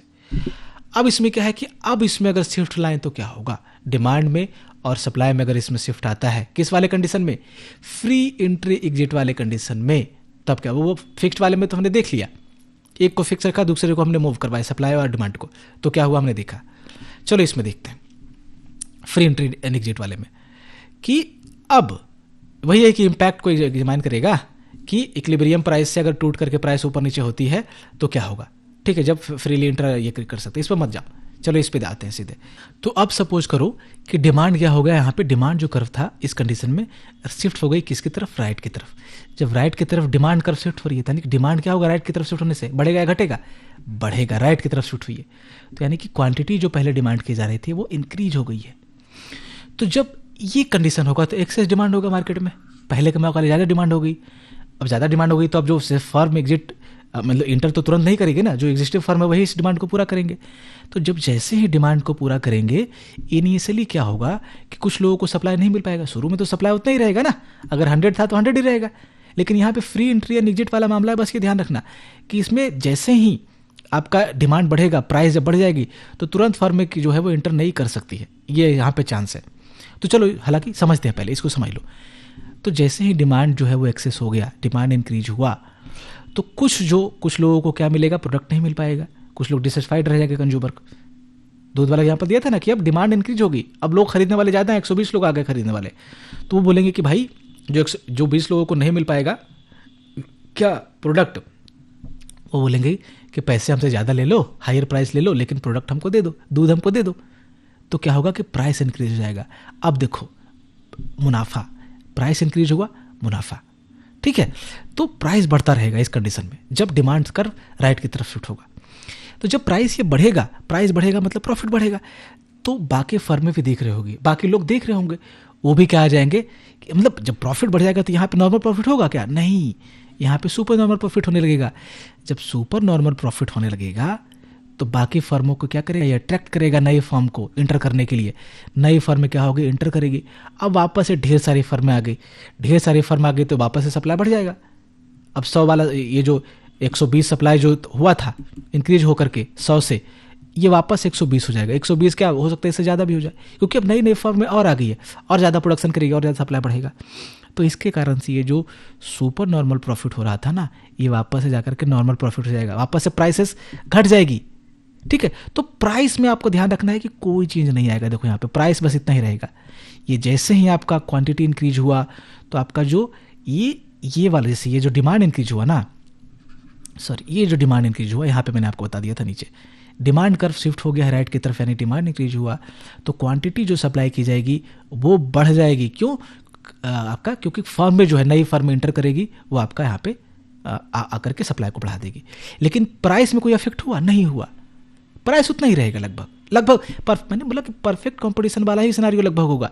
परफेक्ट कंपटीशन में क्या होता था कि प्राइस लीनियर होता था। आप कुछ भी करो, 100 रुपीज़ प्राइस है तो आपको 100 रुपीज़ पे ही बेचना पड़ेगा। इसमें ज़्यादा इंक्रीज डिक्रीज करोगे तो आप कस्टमर खत्म कर दोगे अपना। इंक्रीज करोगे तो कस्टमर भाग जाएंगे, डिक्रीज करोगे तो आपको लॉस हो जाएगा, लॉस में आप काम करोगे ही नहीं। तो यही रहता था, लीनियर रहता था। यहाँ पे भी लीनियर ही रहेगा। क्यों? क्योंकि बहुत सारी फर्म, जैसे शुरुआत में प्राइस इंक्रीज होगी, बोला तो शुरुआत में जब इंक्रीज होगी तो सुपर नॉर्मल प्रॉफिट यहाँ पे होना लगेगा। लेकिन क्या है कि वापस से नई फर्म में आ गई तो वापस से जो इंक्रीज प्राइसेस थी, इंक्रीज प्रॉफिट था, वो डिक्रीज होगा। प्राइस जब डिक्रीज होगी तो वापस इसी पॉइंट पे आ जाएगी, यानी कि यही रहेगा। इतना ध्यान रखना है, ठीक है। तो price will again reach to P0 आपका, ये जो आपका पॉइंट है। अब अगर ये आपका उल्टी तरफ शिफ्ट हो, यानी कि डिमांड कर्व अगर लेफ्ट की तरफ शिफ्ट हो जाए तो क्या होगा, डिमांड डिक्रीज हो गया, इसका मतलब लेफ्ट की तरफ शिफ्ट हुआ है। यहाँ पे देखो ई पॉइंट था, ई से डिमांड क्या हुआ, लेफ्ट की तरफ शिफ्ट हुआ, यानी कि डिमांड डिक्रीज हुआ। जब डिमांड डिक्रीज होगा यानी कि सप्लाई जो है वो, अभी तो फर्म तुरंत इंटरजीट होगा नहीं तुरंत शॉर्ट टर्म में, ठीक है। तो उसके कारण क्या होगा कि सप्लाई एक तरह से एक्सेस हो जाएगी। देखो एक्सेस सप्लाई इसलिए होगा ना कि अभी क्या है कि 100 था, 100 लीटर डिमांड थी, 100 लीटर सप्लाई था। उस वाले एग्जाम्पल को हमेशा कैरी कर सकते हो, कोई दिक्कत नहीं है। लेकिन यहां पे अब डिमांड कर्व शिफ्ट हो गया किधर, लेफ्ट की तरफ, यानी कि डिमांड लेफ्ट की तरफ से 80 हो गया, 80 लीटर डिमांड रह गई। यहां पे सप्लाई अभी फर्म है 100 लीटर कर ही रही है चूंकि तुरंत, तो क्या होगा, 20 लीटर बेच ही नहीं पाएंगे। ये डिमांड ही 80 का है, वही वापस वाला कॉन्सेप्ट याद करो। तो क्या होगा कि इस तरह से एक्सेस सप्लाई क्रिएट हो जाएगा। देखो सप्लाई एक तरह से 100 हो गया, एक तरह से ज़्यादा ही हो गया ना, डिमांड घट गई उसके सामने। तो इसके रिस्पॉन्स में फर्म क्या करेंगे कि ये जो अपना जो एक्सेस प्रोड्यूस होंगे, जो 20 लीटर एक्स्ट्रा होगा, एक्स्ट्रा तो नहीं होगा लेकिन डिमांड घटने के कारण वो एक्स्ट्रा लग सकता है आपको, ठीक है। तो ये जो पहले 100 लीटर ये बेच पा रही थी बेसिकली, अब वो 80 ही बेच पाएगी, ठीक है। 20 यूनिट वो 20 लीटर या 20 आउटपुट वो बेच ही नहीं पाएगी। तो उसके कारण से क्या कर सकती है, ये प्राइस को डिक्रीज कर सकती है। बोले कि भैया हमारा 20 जो बच रहा है, नुकसान हो रहा है हमारा, कोई खरीद लो आकर के। आप बोलेंगे कि नहीं खरीदेंगे कैसे, ठीक है। मतलब प्राइस डिमांड डिक्रीज होने का बहुत सारे रीज़न हुआ, इनकम लोगों की घट गई होगी या कुछ हो गया होगा, प्राइस फिक्स ही है। तो वो बोलेगा कि चलो हम थोड़ा सा आपको कम में दे देते हैं। तो प्राइस क्या होगा कि शुरुआत में तो डिक्रीज होगी प्राइस, जब कम होगा, जब क्या है ना कि फर्म क्या है कि आपको कम में दे रही है, तो 50 रुपीज़ से आपको 40 रुपीज़ में देने लगेगी। तो देखोगे कि शुरू में घटेगी, लेकिन वापस से क्या है ना कि जब ये प्राइस डिक्रीज हो जाएगी 50 से 40 में, तो कुछ फर्म को यहाँ पर नुकसान होने लगेगा। जब कुछ को नुकसान होने लगेगा तो ये वापस से एग्जिट कर जाएगी। अब कुछ लोग भाग गए, मान लो कि यहाँ पे अब 4-5 लोग भाग गए और वो 20 लीटर प्रोड्यूस कर रहे थे, वो भाग गए, 20 लीटर का घट गया यहाँ पे प्रोडक्शन, तो 80 डिमांड थी, फिर से वापस 80 आ गया मामला, फिर से इक्विलिब्रियम एस्टेब्लिश हो गया। तो वापस ये जो प्राइस जो डिक्रीज हुई थी, जब इक्विलिब्रियम आ जाएगा तो अब देखो जितना डिमांड है 80 उतना ही है, तो प्राइस वापस 50 पे आ जाएगी, ठीक है। तो प्राइस का मतलब है कि यहाँ पे मूव करेगा ही नहीं ज़्यादा, यहीं पर रहेगी। यहाँ पे आपका जैसे ही लेफ्टवर्ड शिफ्ट करेगा आपका क्वांटिटी डिक्रीज कर जाएगी और एक नया जी पॉइंट पे जाकर के इक्विलिब्रियम बना देगा, दोनों इंटरसेक्ट कर जाएगी, है ना। तो ये है, तो देयरफॉर न्यू इक्विलिब्रियम यानी कि less quantity will be supplied which will be equal to reduce demand at the price, यानी कि जो रिड्यूस डिमांड था 80 लीटर उसी पे आपका सप्लाई भी जा करके उतना ही हो जाएगा, और यहाँ पे वापस से एक बैलेंस वाला कंडीशन जो है स्टेब्लिश हो जाएगा, है ना। तो ये जो शिफ्ट हो रहा है डिमांड में, या तो राइटवर्ड शिफ्ट हो या तो लेफ्टवर्ड शिफ्ट हो, और इक्विलिब्रियम क्वांटिटी में, ठीक है, चाहे वो क्वांटिटी इंक्रीज हो चाहे डिक्रीज हो जाए, तो जो भी होगा, लेकिन प्राइस यहाँ पे आपको ध्यान रखना है कि फ्री एंट्री एग्जिट वाले में प्राइस पे ज़्यादा इफेक्ट नहीं पड़ेगा एंट्री में, मतलब इस वाले कंडीशन में। यहाँ पे आपको नोट करना पड़ेगा कि 2 कंडीशन हमने देख ली, एक में अपोजिट हो रहा है, दूसरे में अपोजिट हो रहा है। कैसे? जो आपका फ्री एंट्री एग्जिट वाले में क्या है कि प्राइस पे देखो कोई इफेक्ट नहीं पड़ा, इफेक्ट पड़ा तो क्वांटिटी पे पड़ा, क्वांटिटी इंक्रीज या डिक्रीज हो गई, है ना। प्राइस उतना ही रहा, 50 का 50 रहा। सो अगर शुरू में थोड़ा बहुत इंक्रीज आया तो वापस से बैलेंस हो गया करके, लेकिन क्या होगा कि क्वांटिटी जो है वो 100 से 80 हो गया, या फिर यही 100 से जाकर के 120 हो गया। लेकिन जो फिक्स वाला नंबर था उसमें क्या रहा कि प्राइस पे जो है वो काफ़ी इफेक्ट पड़ा। प्राइस यहाँ पे देख रहे थे कि इंक्रीज कर जा रही थी, डिक्रीज कर जा रही थी, वापस से आप जाकर के देखो, चलो दिखा देता हूँ आपको एक बार।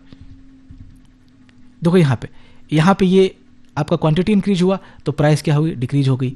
यहाँ पे क्वांटिटी आपका डिक्रीज हुआ तो प्राइस क्या हुई, इंक्रीज हो गई। समझ रहे हो, मतलब ये हो रहा था। फिर वो एक और जो ग्राफ था उसमें यहाँ पे देखो क्वांटिटी आपका इंक्रीज हुआ, डिमांड इंक्रीज हुआ तो प्राइस इंक्रीज हो गई, डिमांड डिक्रीज हुआ तो आपका प्राइस जो है वो डिक्रीज हो गई। तो प्राइस यहाँ पे डिक्रीज इंक्रीज हो रहा था, किसमें, फिक्स वाले में। लेकिन आपका इस वाले में क्या है कि बिल्कुल प्राइस फिक्स रहेगा, सिर्फ क्वांटिटी मूव करेगी और आपका प्राइस मूव नहीं करेगा। चलो समझ में आ गया होगा, मैं बहुत ज़्यादा एक्सप्लेन कभी कभी इसलिए करता हूँ ताकि सबको समझ में आता चले। तो एप्लीकेशन देख लेते हैं अब इसका, कि जो हमने अभी तक सीखा उसको कैसे अप्लाई किया जाता है रियल सिनेरियो में। क्या क्या सीखा हमने, देखो 3 ही कॉन्सेप्ट तो बेसिकली सीखा है अगर ध्यान से आप देखो तो। क्या, एक तो इक्विलिब्रियम, दूसरा है आपको एक्सेस डिमांड, है ना, और मतलब एक्सेस डिमांड, और दूसरा है आपका एक्सेस सप्लाई, कि जब डिमांड बहुत ज़्यादा हो जाए, जब सप्लाई बहुत ज़्यादा हो जाए, और एक है आपका कि इक्विलिब्रियम वाला कंडीशन हो तो इसको कैसे जो है वो अप्लाई किया जा सकता है, ये सब कंडीशन होगा तो क्योंकि यहाँ पे एक चैप्टर में कहा गया है कि गवर्नमेंट जो है वो जब एक्सेस डिमांड हो जाता है किसी भी चीज़ का, एक्सेस सप्लाई हो जाता है, उसके कारण से जो प्राइसेस बहुत ज़्यादा फ्लक्चुएट हो जाती है in comparison to desired level, यानी कि जो प्राइसेस होनी चाहिए। देखो क्या है ना कि अब गवर्नमेंट की अपनी कुछ बाध्यताएं हैं, कुछ ऑब्लिगेशंस हैं कि उसको गरीबों को भी कैटर करना है। तो अगर कुछ कमोडिटी का प्राइस बहुत ज़्यादा हो जाए तो अच्छा नहीं है, कुछ लोग खरीद नहीं पाएंगे। मान लो कि जो एसेंशियल कमोडिटी है, खास करके वीट, चावल वगैरह, ये सब जो वो बहुत ज़्यादा बढ़ जाए तो लोग भूखे मरने लगेंगे। तो गवर्नमेंट क्या करेगी, उसको फिर नीचे उस प्राइसेस को लेकर के आएगी। फिर कुछ प्राइसेस बहुत ज़्यादा डिक्रीज हो जाए किसी चीज़ का, मान लो कि जैसे अब बहुत ज़्यादा सप्लाई में जब आ जाती है एक सीज़न में आपका धान गेहूँ ये सब आ जाता है, राइस वगैरह, तो प्राइस देखते हो टूट जाती है। तो उसके लिए क्या है कि प्राइस बहुत नीचे चली जाती है, तो ये भी अच्छा नहीं है। तो उस प्राइस को गवर्नमेंट क्या करेगी, थोड़ा सा ऊपर लेके आएगी। मतलब एक लेवल के बाद जब प्राइस बहुत ज़्यादा फ्लक्चुएट करेगी, इतना समझ लो आप कि बहुत ज़्यादा जब फ्लक्चुएशन आएगा प्राइसेस में, तो गवर्नमेंट कूद जाएगी। गवर्नमेंट कूद करके बोलेगी कि हम डिसाइड करेंगे प्राइस को। और इसमें बोलेगी कि दो कॉन्सेप्ट आएगा इसमें, प्राइस सेलिंग का और प्राइस फ्लोर का, है ना। समझो इसको कैसे गवर्नमेंट इंटरवेंशन कर रहे हैं, ये दो कॉन्सेप्ट निकलते हैं। प्राइस सीलिंग का मतलब क्या है? सीलिंग, आप जहाँ रूम में बैठे हो आप ऊपर देखो, जो छत देख रहे हो उसको सीलिंग बोलते हैं। सीलिंग मतलब जो सबसे हाईएस्ट पॉइंट है, ठीक है, वो सीलिंग हो गया आपका। तो उसी तरीके से प्राइस का भी एक हाईएस्ट पॉइंट गवर्नमेंट क्या करेगी, डिसाइड कर देगी कि इससे ज़्यादा, यानी कि मैक्सिमम प्राइस गवर्नमेंट डिसाइड कर देगी कि इस पे इससे ज़्यादा अगर 100 रुपीज़ डिसाइड कर दिया गया या 20 रुपीज़ डिसाइड कर दिया गया प्राइस सीलिंग, तो इससे ऊपर कभी भी बेचा नहीं जाएगा, ठीक है। यानी कि government impose an upper limit on prices. और यूजुअली किस मामले में करेगी, जो आपका इसेंशियल कमोडिटीज़ होगी, जैसे आपका वीट हो गया, राइस हो गया, केरोसिन हो गया, ठीक है। इन सब चीज़ों के लिए गवर्नमेंट ये सब चीज़ें करती है। केरोसिन तो चलो अब उतना नहीं चलता, बट हाँ पहले चलता था, इसेंशियल कमोडिटी थी, लोगों को लाइट जलाना था घरों में, तो है ना, स्टोव पे खाना बनता था पहले। और ये जो आपका हमेशा इक्विलिब्रियम प्राइस से जो है वो थोड़ा कम पे होता है। कौन सा? ये आपका जो प्राइस सेलिंग, यानी कि जिस प्राइस पे मार्केट में बाय एंड सेल हो रहा है, जिस पे लोग खरीद बिक्री कर रहे हैं, उसको इक्विलिब्रियम प्राइस बोलते थे। वही था ना कि लोग सहमत हैं कि अगर राइस का जो मान लो कि अभी प्राइस है 40 रुपीज़ इक्विलिब्रियम प्राइस, तो इस पर सब कोई बाय सेल कर रहा है, कोई इशू नहीं है। लेकिन गवर्नमेंट बोलेगी कि यार इशू है हमें, क्यों? क्योंकि जो बॉटम के कुछ गरीब लोग हैं उसके लिए 40 रुपीज़ आपका मतलब कि वो अफोर्डेबल नहीं है। तो इसको हम थोड़ा सा और नीचे लाएंगे, इसको नीचे ला करके थोड़ा सा सेट करेंगे ताकि लोग खरीद पाए और ज़्यादा लोग, ठीक है। तो जब इक्विलिब्रियम प्राइस से नीचे प्राइस सेट होगी ना, तो इसके कारण एक प्रॉब्लम आपका क्रिएट होगा, वो है आपका एक्सेस डिमांड का। क्यों? क्योंकि अब ज़्यादा लोग खरीदेंगे तो सप्लाई तो अचानक से आप बहुत ज़्यादा इंक्रीज नहीं कर सकते ना लेकिन लोग कंजप्शन इंक्रीज कर सकते हैं। तो इसके कारण से शॉर्टेजेज वाली कंडीशन हो जाती है कि बहुत ज़्यादा जब लोग आपका कंजप्शन करने लगेंगे तो आपका जो वो कमोडिटी होगी वो शॉर्ट हो सकती है, शॉर्ट हो सकती है। तो इसके कारण से कंसिक्वेंस क्या होगा कि आपका राशन की दुकानों पे आप देखेंगे कि बहुत लंबी लाइन लग सकती है, ठीक है। गवर्नमेंट को चाहिए होगा कि फिर वापस से वो फेयर प्राइस जो शॉप होती है, जो पीडीएस शॉप देखते हो जहाँ पे आप राशन वगैरह लेते हो जाकर के अपना अंगूठा लगा करके, ये सारा जो लोग लेते हैं, जो भी बीपीएल कैटेगरी वाले होते हैं, राशन कार्ड वाले होते हैं, वो सब फेयर प्राइस शॉप पे जाते हैं, या फीएस बोलते हैं उसको, ठीक है, पीडीएस शॉप को, टेक्निकल इसका नाम जो है वही है। तो वहाँ पे लंबी लंबी कतारें हो जाएगी और गवर्नमेंट को और ज़्यादा खोलना पड़ेगा, ठीक है, कि ज़्यादा से ज़्यादा लोगों को प्रोवाइड करवाया जा सके। उसके बाद ब्लैक मार्केटिंग भी शुरू हो जाएगी। अब जो लोग होंगे यहाँ पे दुकानदार होंगे, वो देखेंगे कि अरे 40 रुपीज़ पे तो हम बेच ही रहे हैं नॉर्मल लोगों को, लेकिन गवर्नमेंट क्या कर रही है, आपका 30 रुपीज़ पे ही दे रही है लोगों को। तो ये खुद जाकर के 30 रुपीज़ पे खरीद लेगी, अपना करप्शन वगैरह, मतलब ये जो पीडीएस होता है ना, गोडाउन से सीधे पीडीएस वाले गोडाउन से लोग बेच देते हैं एफसीआई गोडाउन से, किसको? सेलर को। अच्छे जो अनाज होते हैं 30 रुपये में, ये जाकर के मार्केट में इसी को हायर प्राइस पे बेचते हैं। तो ब्लैक मार्केटिंग हो सकती है कारण से, ठीक है। तो ये प्राइस सीलिंग का कॉन्सेप्ट हुआ। प्राइस फ्लोर का क्या है कि फ्लोर देखो आप जहाँ पे बैठे हो, सबसे जो नीचे वाला हिस्सा है आपका घर का, जमीन जो है वो फ्लोर है, मतलब इससे नीचे तो कुछ हो ही नहीं सकता। तो प्राइस भी एक तरह से गवर्नमेंट क्या बोलेगी कि इससे नीचे भी कुछ नहीं हो सकता। प्राइस के मामले में गवर्नमेंट बोलेगी कि एक हम प्राइस सेट करते हैं, लोअर लिमिट एक लोअर लिमिट सेट करते हैं प्राइस का, कि इससे नीचे प्राइस जो है उस पर जो है वो कोई भी चीज़ बेची नहीं जाएगी। जैसे इस मामले कब करेगी गवर्नमेंट, कि जब देखते हो ना कि जो राइस का सीज़न आता है, हार्वेस्टिंग का खास करके, या वीट के हार्वेस्टिंग का सीज़न आता है, तो किसानों के पास खूब सारा वीट होता है, ये ला करके मार्केट में डंप करते हैं। और डंप करने के कारण क्या होता है कि जो आपको वीट 1800 रुपये में मिलनी चाहिए थी, 1800 में मतलब बिकनी चाहिए थी, वो टूट करके मार्केट में कितना 1200 रुपये में आ गया। यानी कि प्राइस इक्विलिब्रियम अभी कितना एस्टेब्लिश हो गया, अगर मार्केट पे छोड़ दिया जाए इसको तो 1200 रुपीज़ पे। यानी कि लोग बेचने के लिए तैयार हैं कि यार रखेंगे कहाँ पे ले आ करके। अब किसानों के पास प्रॉपर स्टोरेज नहीं है, बाकी सारी चीज़ें नहीं है, तो ये सस्ते में बेच देते हैं। सस्ते में बेचते हैं, इसके कारण इनको नुकसान होता है, मुनाफा कम होता है। कुछ लोगों को तो उगाने में ही 1300 लग गया होगा और आपका बेच रहे हैं 1200 में। तो ये सब गवर्नमेंट देख रही होती है। इसके बाद गवर्नमेंट बोलती है ना कि नहीं ऐसा नहीं होगा। इसके बाद गवर्नमेंट क्या करेगी कि बोलेगी कि हम एक फ्लोर प्राइस सेट करेंगे कि 1800 से नीचे ये अगर फ्लोर प्राइस हो गया तो इससे नीचे आप क्या कर सकते हो कि सेल और बाय नहीं कर सकते हो, ठीक है। तो जैसे एमएसपी देखते हो आप, एमएसपी क्या है, मिनिमम प्राइस है, प्राइस फ्लोर एक तरह से है। तो गवर्नमेंट क्या करेगी, ये जो प्राइस फ्लोर सेट करेगी वो थोड़ा सा इक्विलिब्रियम प्राइस से ऊपर सेट करेगी। जैसे आप देखो ना कि इक्विलिब्रियम सॉरी यार हो जाता है टंग, इक्विलिब्रियम प्राइस घट करके 1200 पे आ गए, 1200 पे। क्यों? क्योंकि इस पे लोग एग्री हैं, किसान को भी लग रहा है कि बहुत सारे सब तो बेच रहे हैं, हम भी बेच देते हैं। लेकिन गवर्नमेंट को लग रहा है कि नहीं ये सही नहीं है, किसानों की आय जो है घट रही है इससे। तो गवर्नमेंट आकर के कूद करके 1200 रुपये के ऊपर एक एमएसपी सेट कर देगी 1800 पे, ठीक है, जो कि इक्विलिब्रियम प्राइस से ऊपर होगा। और गवर्नमेंट खुद खरीद लेगी अगर लोग नहीं खरीदेंगे इसको तो इसके कारण क्या होगा ना कि सप्लाई जो है बहुत ज़्यादा एक्सेस हो जाएगा। क्यों? क्योंकि अब एमएसपी बढ़ गया, 1800 पे हो गया, तो अगले सीजन में किसान क्या करेंगे कि और ज़्यादा प्रोड्यूस करेंगे। उनके लिए तो ठीक हो गया ना थोड़ा सा कि यार एक अस्योर प्राइस मिल जाएगा। तो एग्रीकल्चर में ये चीज़ें होती है, और जब ऐसी चीज़ें होगी, जब और ज़्यादा एक्सेस सप्लाई होगा, तो गवर्नमेंट को ये सरप्लस खरीदना पड़ेगा इस प्राइस लेवल को मेंटेन रखने के लिए, ठीक है। इसीलिए गवर्नमेंट जो है एफसीआई को गोडाउन बनाती है, वहाँ पे बफर स्टॉक वगैरह जो है वो गवर्नमेंट स्टोर करती है, ठीक है। जो भी वो सा कॉन्सेप्ट है, हमको दो कॉन्सेप्ट समझाना था आपको, ठीक है, प्राइस फ्लोर का और प्राइस सेलिंग का। प्राइस सेलिंग का मतलब है कि सबसे नीचे का, सॉरी, प्राइस सेलिंग का मतलब सबसे टॉप का प्राइस, जो ऊपर वाला प्राइस है, कि इससे ऊपर आप नहीं बेच सकते, मैक्स प्राइस। और आपका प्राइस फ्लोर का मतलब है कि मिनिमम प्राइस सेट करेगी, ठीक है, लिमिट गवर्नमेंट लगा देती है। ये दो कॉन्सेप्ट था। तो चलो फाइनली चैप्टर को ख़त्म करते हैं। तो हमने इस चैप्टर में समझा क्या, मार्केट इक्विलिब्रियम को ये रिप्रेजेंट करता है एक रेस्टिंग पॉइंट पे, जहाँ पे इकोनॉमी जो है वो रेस्ट कर रही होती है। इस पॉइंट पे कोई दिक्कत नहीं होता है।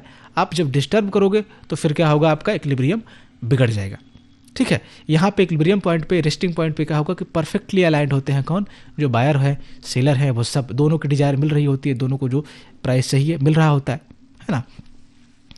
इसके बाद क्या है कि जब इसमें आपका कुछ इम्बैलेंस आता है, तो ये चैप्टर आपको बताता है कि कैसे इनविजिबल हैंड की थ्योरी काम करती है, और ये जो मार्केट है वो नेचुरली मूव करता है टुवर्ड्स व्हाट, टुवर्ड्स बैलेंस। और आपका ये जो नेचर होता है बैलेंस का, ये डिपेंड करता है कि फार्म जो है वो उसमें रेस्ट्रिक्टेड है या एंट्री उसकी फ्री है, ठीक है, यानी कि फिक्स फार्म वाले सिनारियो है या फिर फ्री एग्जिट या एंट्री वाला सिनारियो है, इसके बारे में, ठीक है, मतलब कंक्लूड कर दिया गया है, बट ये समझ में आ गया होगा आई होप, ठीक है। तो this was it for today, thanks for watching.